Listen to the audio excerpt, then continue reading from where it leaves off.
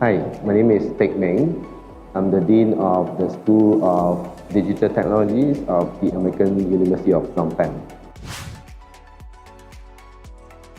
The Emerging Tech Lab is meant to be a space, a transformative space to unite students, educators, industrial leaders and government officials to come together to build innovation as well as to address pressing technological needs. Our young AUPP students are very creative.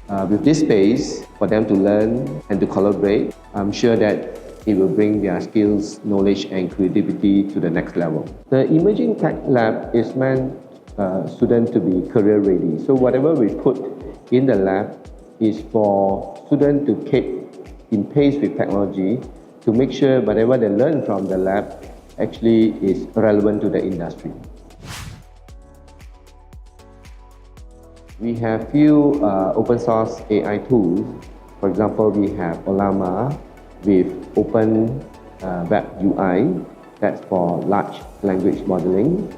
Open Voice, that's for voice cloning. Cursor, that's for code generation.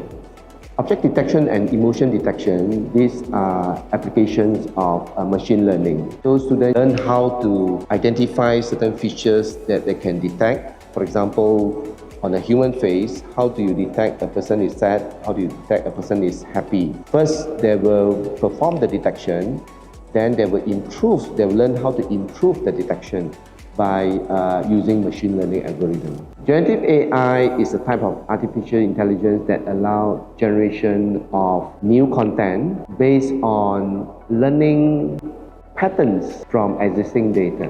So the new content being generated could be images, could be videos, or could be programming code too. So this is where students can learn to be very creative. In Security Operations Center, students learn how to monitor in real time network traffic, threats that comes into computer system, as well as how to perform incident response. In the real cybersecurity world, there's the good guy and the bad guy. The bad guy could be the hackers who hack into computer system to steal data, to damage files. The good guy could be the cyber warrior to protect the system. Okay? So in our Security Operations Center, we also have what we call the blue team and the red team.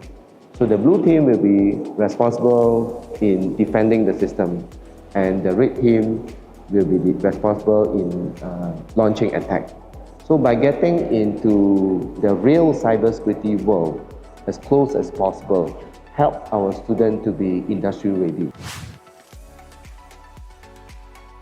For any robotic projects, the very basic that students need to know is how to program movement of the robot, as well as how to program sensor to use with the robots. For example, if we need to program on a robot moving in a room, we need to learn how to turn the robot to the left, to the right, and move in front or even go backwards. And when the robot encounter obstacles, sensor will be used to detect the obstacle and make the robot stop. So these are the very basic things that the student will learn when they start off in the robotic course. Robotic is fun, but I think it goes way beyond just being fun. For example, let's imagine in Cambodia, in the future, if you go to any agriculture farm, is it possible that we use robots to water the plant? Is it possible that we use robots to pluck the fruits? Yeah, all these are possible.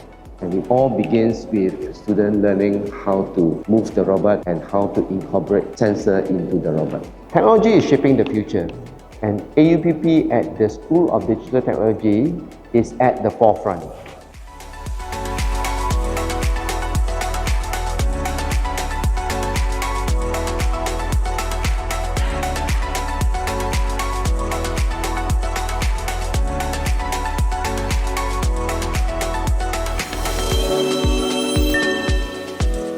AUPP, study local.